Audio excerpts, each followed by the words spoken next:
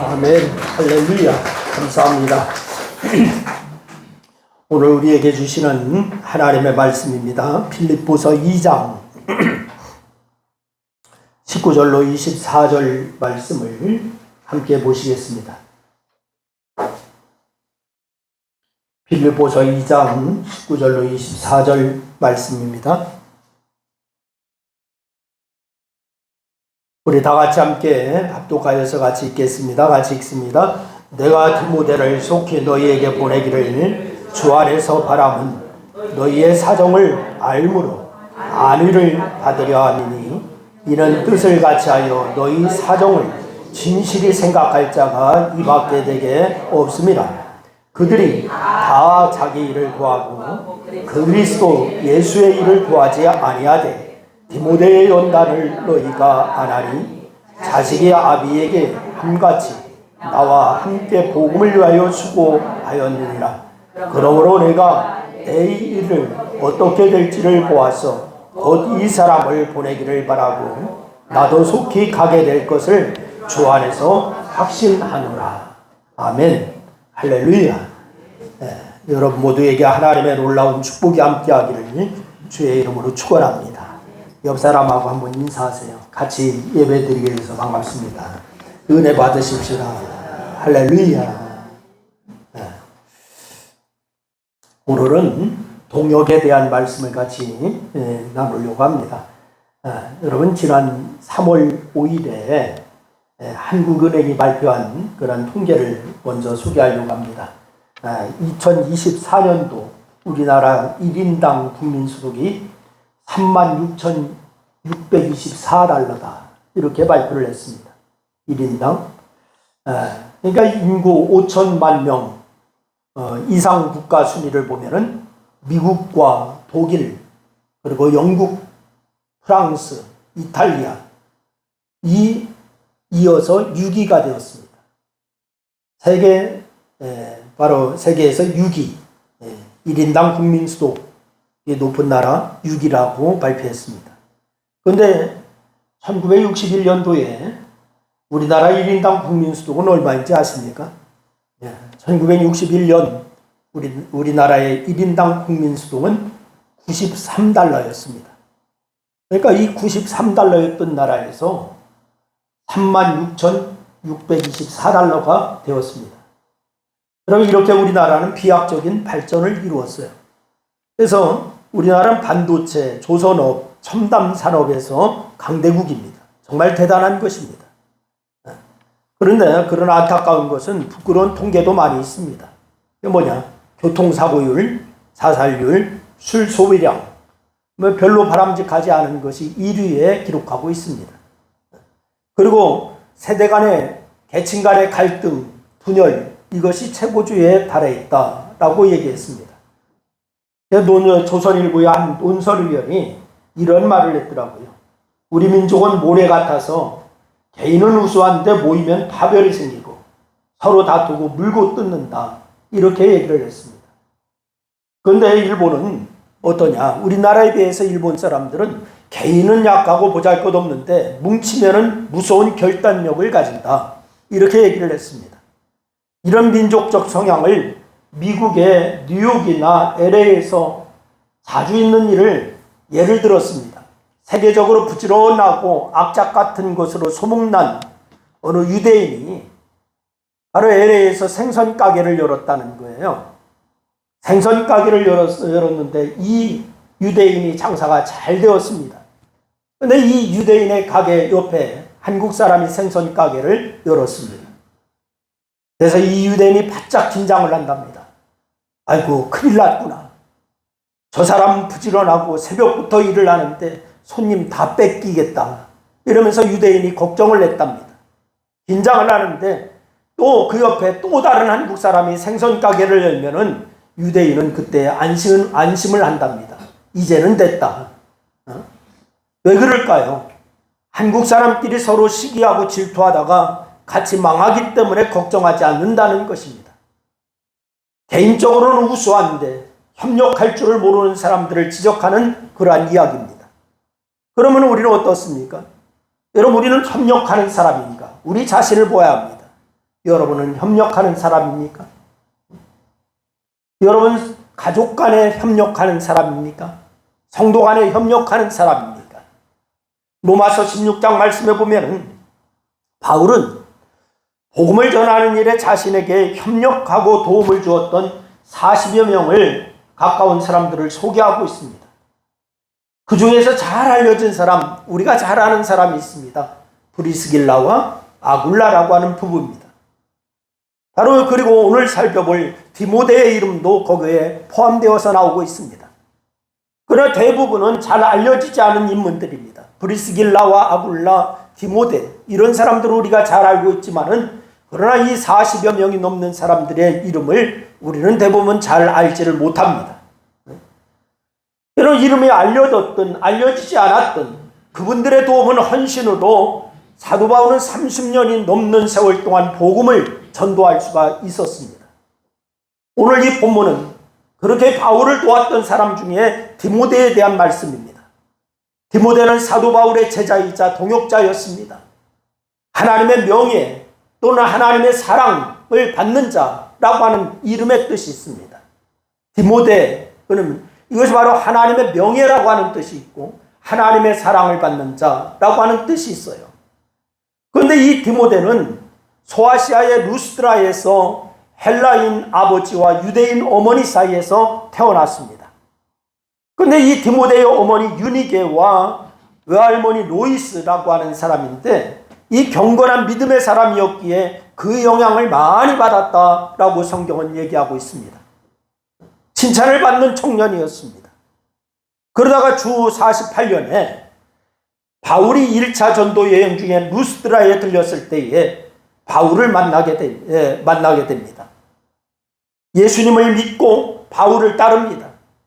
이후에 사도 바울과 함께 소아시아, 헬라, 마가도니아, 로마 등지에서 함께 선교 여행을 다녔습니다. 이 디모데가 바로 이 바울과 함께 그렇게 동역을 했습니다. 그래서 사도 바울은 디모데를 가리켜서 뭐라고 얘기하는 거 아니? 나의 동역자라고 얘기합니다. 뭐라고 얘기한다고요? 나의 동역자. 그래서 도마서 16장 21절과 고린도전서 4장 17절 말씀에 보면은 내 사랑하고 신실한 아들이라고 표현도 합니다. 믿음의 아들이라는 거죠. 그러니 디모데가 빌립보서인 오늘 본문에 등장하는 이유, 사도 바울이 아시아를 떠나 유럽으로 전도하러 갔을 때 그 첫 지역이 어디였느냐? 빌립보라고 하는 지역이었습니다. 처음으로 전도한 지역이다. 바로 유달리 마음이 쓰였던 그러한 지역입니다. 빌립보라고 하는 지역. 그래서 이 사도 바울은 늘 빌립보 교회를 마음에 두고 있었어요. 그도 그럴 것이 처음 전도한 지역이고 그러니 얼마나 애착이 가겠습니까? 그래서 이 사도 바울은 빌립보 교회를 개척한 후에 2번이나 더 빌립보 교회를 방문했다라고 하는 것이 사도행전 20장과 고린도서 2장 말씀에 기록하고 있습니다. 그러다가 사도 바울은 예루살렘에서 로마로 압송되어서 주 61년에서 63년까지 로마에 구금이 됩니다. 이런 소식을 듣고 빌립보 성도들이 바울의 옥바라지를 하고자 물질을 모으기 시작합니다. 그리고 에바브로디도라고 하는 사람을 로마로 보냅니다. 그런데 에바브로디도는 무려 1800km나 되는 먼 거리를 와서 그런지 그만 중병에 들고 말았습니다. 바로 이 헌금을 모아가지고 바울을 방문했는데 오히려 중병에 들고 말았어요. 이런 상황에서 사도 바울은 자신의 소식과 에바브로디도의 소식을 전함과 더불어서 빌립보 성도들을 위로하고 신앙을 권면하고 감사의 마음을 표현하기 위해서 빌립보서를 쓰게 된 것입니다. 빌립보서를 쓰게 된 배경이 이와 같습니다. 그리고 자신이 지금 로마에 구금되어 있어서 갈 수가 없기에 자신의 믿음의 동역자인 디모데를 보낸다라고 하면서 디모데가 어떤 사람인지 소개하는 것이 오늘 본문 말씀에 소개되고 있습니다. 디모데는 이런 사람이다 라고 하면서 디모데를 대신 보내고 있습니다. 여러분, 우리는 디모데를 소개하는 사도 바울의 말씀을 보면서 우리가 어떤 믿음의 사람이 되어야 하는지, 주님 앞에 어떤 사람이 되어야 하는지 이것을 우리가 알아야 될 줄로 믿습니다. 또 교회에서 어떤 사람이 되어야 하고 서로에게 어떤 사람이 되어야 하는지 이것을 알아야 될 줄로 믿으시기를 바랍니다. 그렇다면 바울이 소개하는 믿음의 동역자요 믿음의 아들인 디모데는 어떤 사람이었는가? 이것을 오늘 말씀을 같이 나누면서 은혜를 나누려고 합니다. 첫째는 디모데는 빌립보 교회를 진정으로 걱정하는 사람이었습니다. 어떤 사람이었다고요? 뭘 걱정해요? 빌립보 교회를 진정으로 걱정하는 사람. 여러분은 신광교회 성도입니까? 그런데 왜 아멘이 이렇게 적대? 여러분은 신광교회 성도입니까? 그렇다면 여러분 정말 교회를 사랑하고 걱정하십니까? 왜 이렇게 아멘이 적이? 신광교회 성도라고 부를 때는 아멘 하더니 사랑하고 걱정하느냐 하니까 아멘이 적게 되네. 다시 한번 묻습니다. 여러분은 정말 신광교회를 사랑하고 걱정하십니까? 여러분 디모데는 빌립보 교회를 진정으로 걱정하고 사랑하는 사람이었어요. 처음으로 로마에 압송되어 가서 로마 감옥에 갇혀 있다가 지금은 카텐 연금이 되어 있는 사도 바울입니다. 그런데 이 빌립보 교회에 여러 가지 문제가 있다고 하는 소식을 바울이 듣게 되었습니다. 그러면 빌립보 교회는 어떤 문제가 있었을까? 빌립보서 1장이나 2장과 4장 말씀에 보면은 빌립보 교회 안에 분열이 있었습니다. 서로 파당이 생겼습니다. 대표적으로 여자 성도들끼리 파당이 지어서 분열이 되었습니다. 그것이 바로 빌립보서 4장 2절 말씀에 보니까 바울이 이렇게 얘기했어요. 우리 한번 읽어봅니다. 다 같이 시작. 내가 유오디아를 권하고 순두개를 권하노니 주 안에서 같은 마음을 품으라. 누구 나오지요? 유오디아와 순두개. 여러분 그러니까 유오디아라고 하는 여인과 순두개라는 여인이 중심이 되어서 두 파로 나누어져서 싸우고 있다는 거예요. 다투고 있다는 거예요. 그리고 빌립보 교회가 겪는 어려움 또 하나가 있습니다. 빌립보서 3장 말씀에 보니까 거짓된 교훈과 행습이 전파되는 것이다 라고 했습니다. 당시의 모든 교회와 마찬가지로 육체적인 핍박이 있었습니다. 그런데 이 사도 바울은 디모데가 이런 빌립보 교회를 걱정하는 사람이라는 것을 말하고 있어요.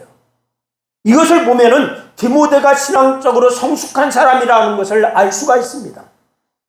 사람들은 본능적으로 진심으로 남의 기쁨과 또한 기쁨에 기뻐하고 남의 아픔에 진정으로 공감하기가 어려운 존재입니다. 여러분 남에게 대해서 기뻐하고 공감한다라고 하지만은 사실은 인간은요 그게 어려운 존재입니다. 남이 잘 되어서 기뻐하는 것을 보면은 축하한다고 말은 하지만은 남이 잘 되면은 마음으로부터 질투나 시기심이 나오게 돼 있어요.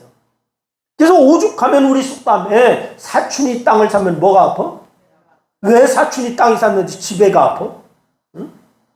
여러분 오죽하면 그런 속담까지 나오겠어요? 응?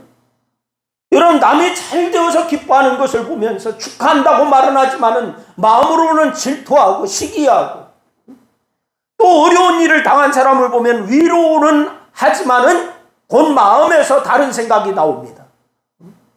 욥기서 말씀을 보면 우리가 잘 알 수가 있어요.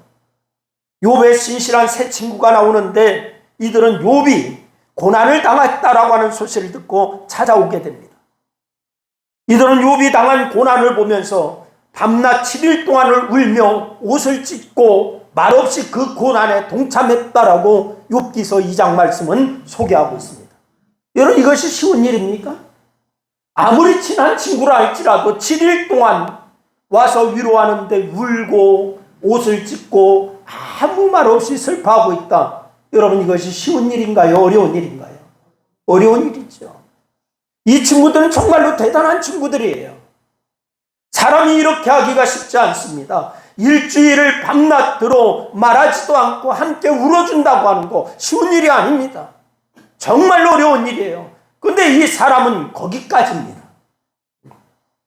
7일이 지나자 욥을 정죄하고 비판하기 시작합니다. 이게 사람의 한계입니다. 사람은 남의 상황에 공감하는 것은 쉽지 않아요. 마음의 시기심과 질투가 있고 사랑과 우정도 한계가 있기 때문에 그렇습니다. 또 자기를 드러내고 싶은 생각이 있기 때문에 그렇습니다. 그런데 오늘 본문 말씀에서 사도 바울은 그리고 디모데는 그렇지 않은 사람이다 라고 소개하고 있습니다. 디모데는 빌립보 교회의 사정을 듣고 진실로 걱정하는 사람이었다 라고 얘기하고 있습니다.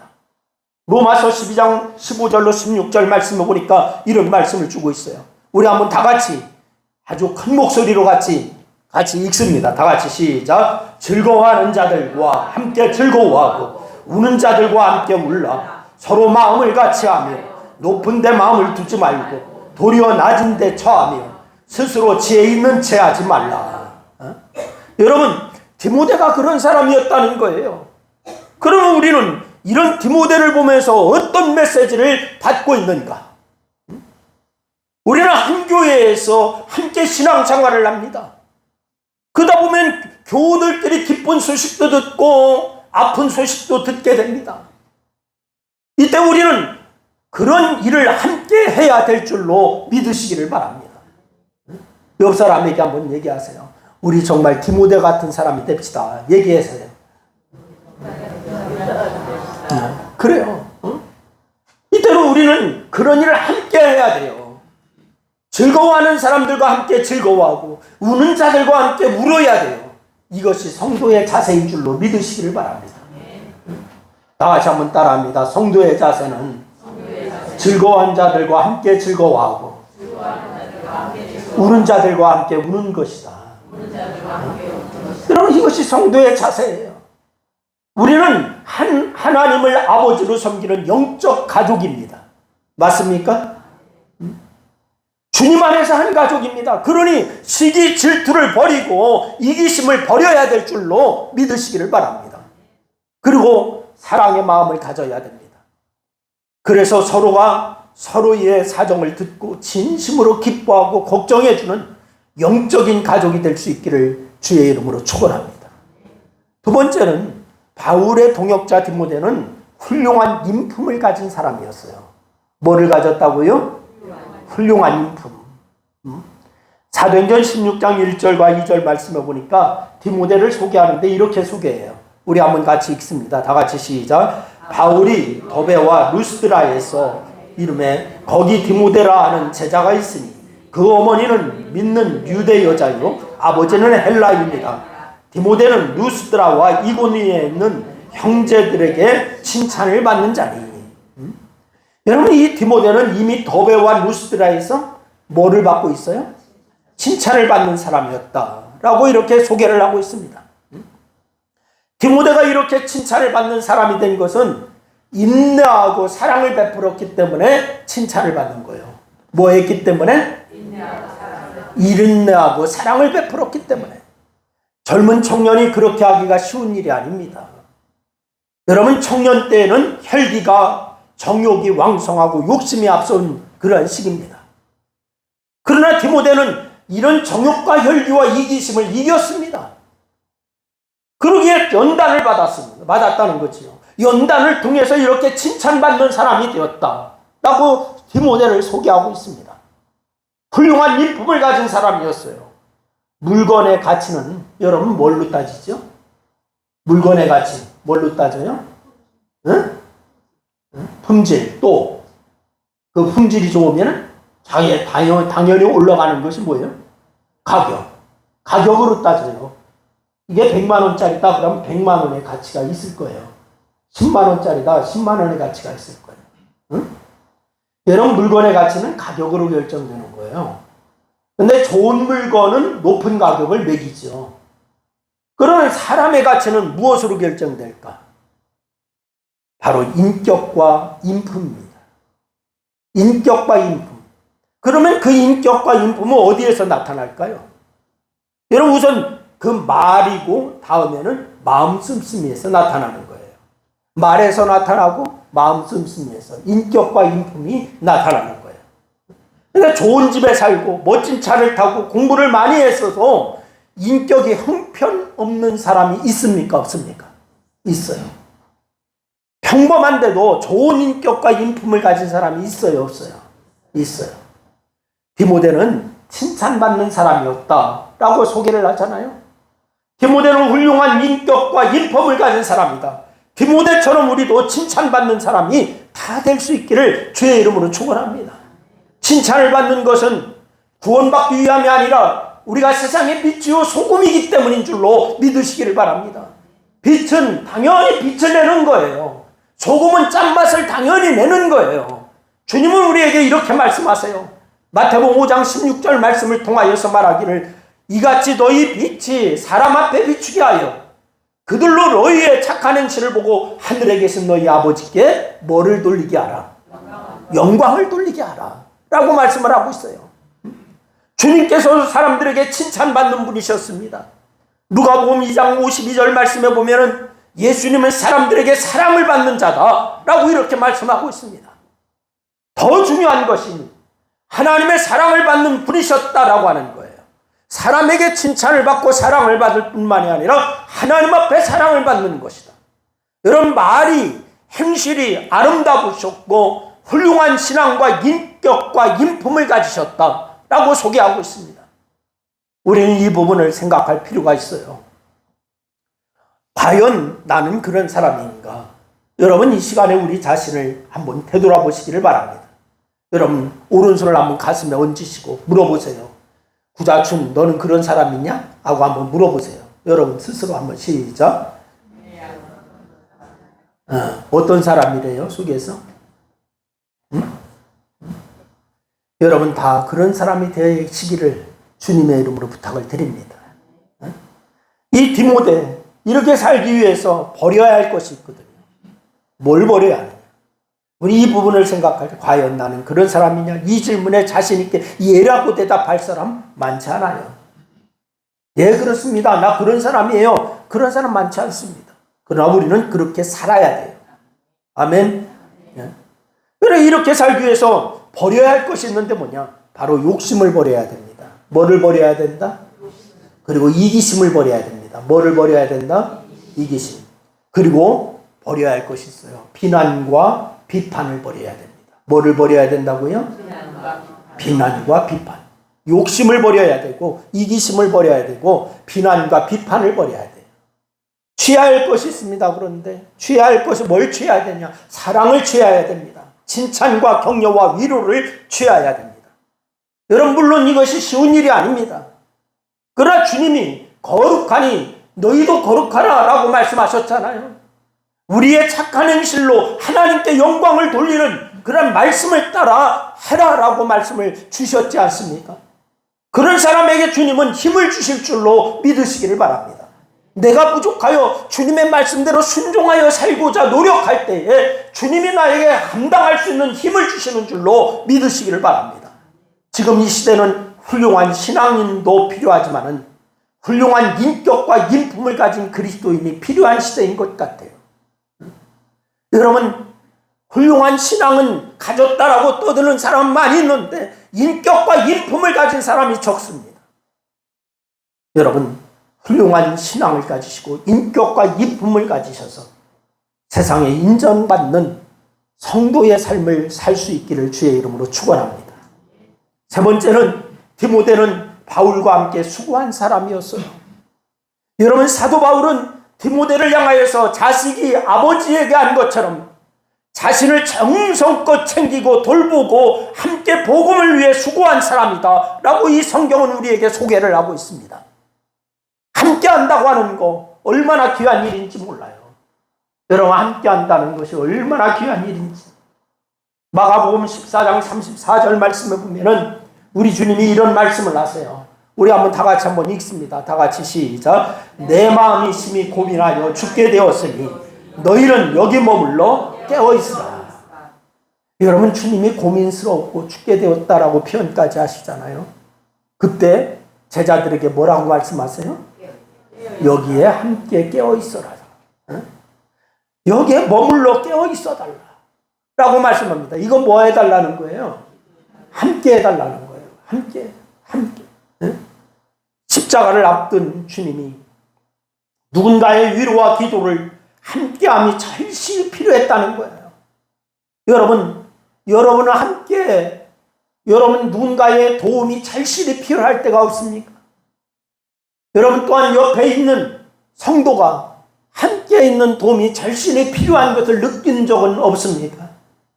그래서 제자들에게 나와 함께 해달라고 주님이 말씀하십니다. 기도해달라고 부탁하십니다.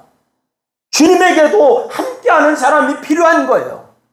우리들도 어떠합니까? 당연히 필요하지요. 사도 바울에게도 디모데가 그런 사람이었어요. 함께 해줄 수 있는 사람. 그러니 힘들고 어려운 전도 사역을 감당할 수 있었던 것이 사도 바울에게 그것을 감당할 수가 있었던 것은 왜? 함께 해주는 사람이 있었기 때문입니다. 서로 돕고 함께하면 큰 힘이 되는 거예요. 어려운 일도 능히 감당할 수가 있게 되는 줄로 믿으시기를 바랍니다. 여러분, 제가 미국에 공부하러 갔을 때에 샌프란시스코에 간 일이 있어요. 거기에서 잠깐 이렇게 그 다리를 건너보지는 못했지만 옆에서 이렇게 저것이 금문교입니다 라고 이렇게 소개를 받았어요. 골든 게이트만 있습니다. 샌프란시스코에 가면은 그것은 수심이 한 90m가 넘는데요. 그곳에 현수교가 놓여 있더라고. 이 다리를 금문교라고 얘기를 합니다. 골든 게이트 블리지라고 얘기를 합니다. 근데 이 다리 양옆 양쪽에 227m의 높이의 교각이 탑이 서 있어요. 근데 이 교각과 교각 사이에 두 가닥의 줄을 늘여놓았어요. 그리고 이 줄에다가 길이가 2825m가 되고 폭이 6차선인 현수교가 놓여 있습니다. 거기에 차들이 지나다닙니다. 근데 전혀 출렁거리지를 않는데요. 현수교 같으면 움직일 법도 한데 전혀 출렁거리지가 않는다라고 얘기를 하더라고. 그런데 중요한 것은 뭐냐? 다리를 떠받치고 있는 교각과 교각 사이에 연결된 두 가닥의 줄입니다. 멀리서 보면 보통 줄 같은데 실제로는 그 줄의 직경이 1m나 되더라고요. 1m 직경이요. 그 안에 무려 27,000개의 철선이 합해져서 선을 이루고 있답니다. 27,000개의 철선. 그 철선들이 합하여서 육중한 다리를 버티고 있는 거예요. 협력의 엄청난 힘을 보여주고 있는 것이 바로 그 금문교라고 하는 다리였어요.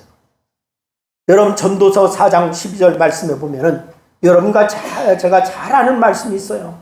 한 사람이면 패하겠거니와 두 사람이면 맞설 수 있나니 세 겹줄은 쉽게 끊어지지 아니하느니라 라고 말씀하셨어요. 그렇다면 협력의 중요성을 이 말씀도 주고 있잖아요. 그렇다면 나는 지금 그런 사람이냐? 우리 스스로에게 물어야 됩니다. 나는 협력하는 사람인가? 다른 사람에게 그런 사람이 되고 있는가? 내가 그런 사람이 된다면 나는 정말 주님 앞에 칭찬받는 믿음의 사람이 되는 것이고, 그렇지 않으면 주님 앞에 칭찬받을지 못하는 사람인 거예요. 여러분이 잘 아는 요나단과 바나바가 칭찬받는 이유가 무엇입니까? 여러분, 다윗과 요나단의 관계를 여러분이 너무나 잘 아시지 않습니까? 그들은 다른 사람을 돕는 사람이었어요. 요나단은 다윗을 도왔습니다.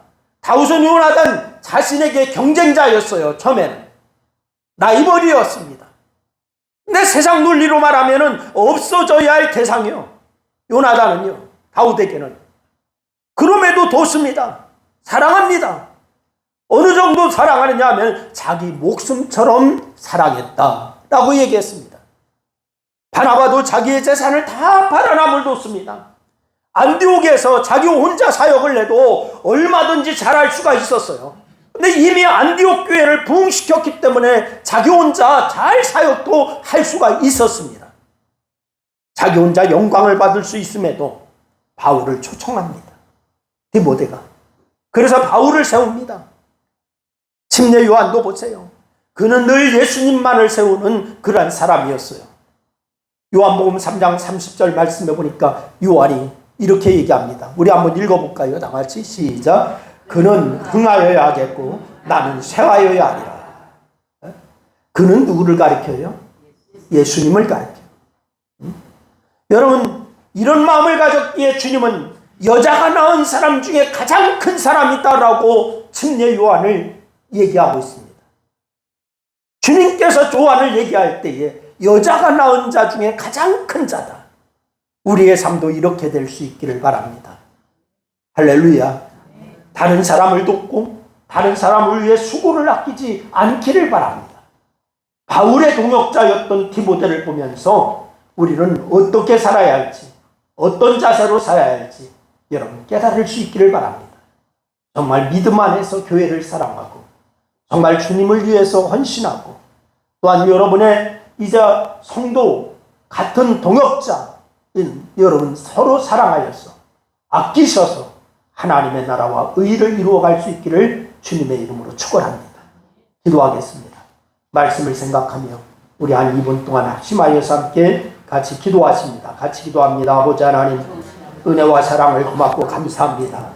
오늘도 주께서 우리에게 말씀을 주셔서 감사합니다. 하나님, 오늘 이제 바울의 동역자 디모데의 모습을 보면서 우리가 아버지 하나님의 이제까지 우리가 어떻게 살아왔는가 우리 자신을 되돌아볼 수 있도록 인도하셔서 감사함을 드립니다. 아버지 하나님, 이제부터 우리가 아버지 하나님 정말 동역자의 삶을 살 수 있도록 인도하여 주시고 하나님의 배 칭찬 듣는 성도의 모습을 가질 수 있도록 하나님 도와주시고 역사하여 주시옵소서. 오늘 이 시간 주께서 영광 가운데 함께하여 주셨고 우리를 새롭게 마음을 이제 아버지님 갖게 하여 주셔서 하나님의 사람으로 쓸 수 있도록 인도하신 것을 감사합니다. 이제는 실천하는 자들이 되게 하시고 그렇게 아버지와 헌신하는 자들이 다 될 수 있도록 하나님 도와 주시옵소서. 오늘 함께 하시는 주님 감사하며 우리 주님 예수님의 이름으로 기도드리옵나이다. 아멘.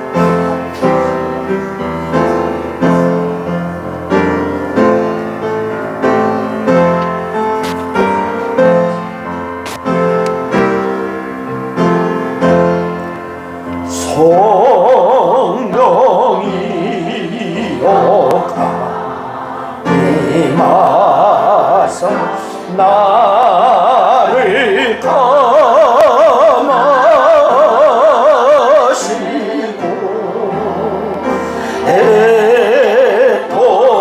애통하며 에게 안나 충만하게 하소서. 예수여 기원이 나의 기도 들으사 애통하며 에게 알마 충만하게 하소서. 성령이여 강림하사 거센 권능 주소서.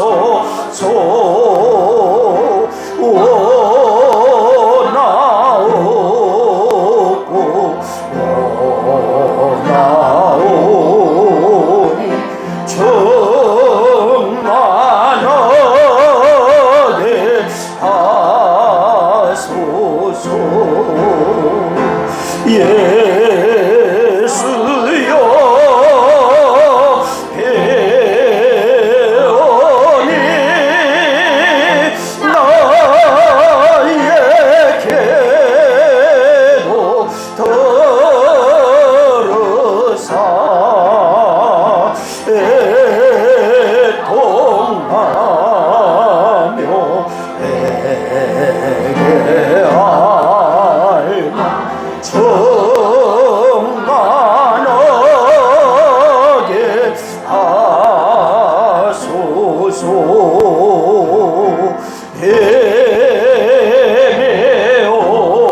헤매오고 연약한 엎드려서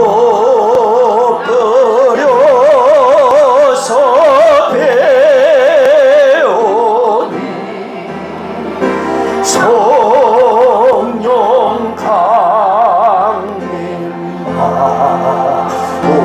하소서 충만하게 하소서 예수여 배원에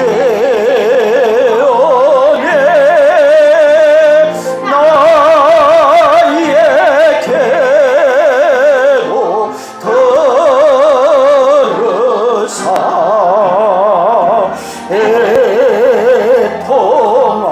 애통하며 내게 알만 충만하게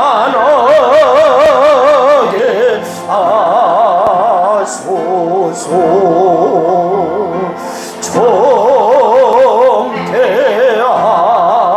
정죄하고 위로하사 복을 받게 하소서 충만하게 하시고 또한 감사합니다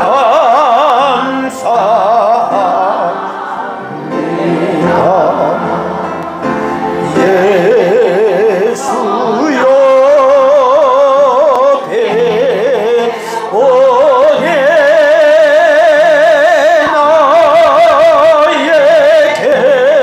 나에게도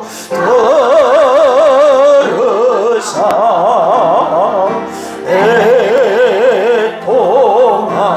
애통하며 내게 충만하게 예수여 비오니 우리 오른손을 번쩍 드시고 예수여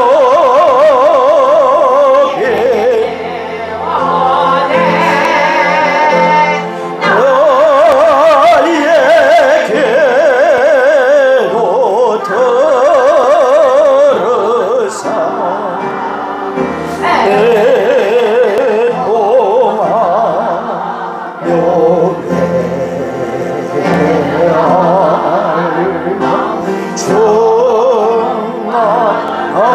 충만하게 다시 한번 예수여 비오니 예수여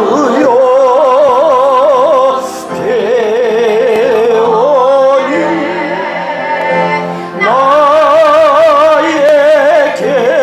나에게도 들으사 애통하고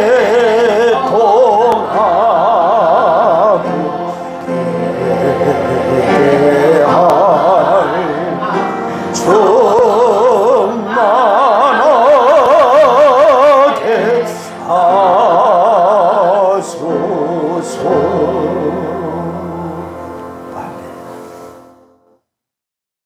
이제는 살리는 일을 우리에게 위탁하신 우리 구주 예수 그리스도의 무한하신 은혜와 외아들까지 보내주신 하나님 아버지의 놀라우신 사랑과 우리의 생각을 지배하시는 성령님의 감화, 역사하심의 도우심이 오늘 오순절 성령을 사모하며 성령의 능력을 복음의 군병으로 살기로 작정하고 협력하여 하나님의 일꾼으로 온전히 세워지기를 원하는 사랑하는 성도들 무리 위에와 저들의 가정과 직장과 사업과 이 나라 위에 교회 위에 이제로부터 영원토록 함께하옵시기를 축원하옵나이다.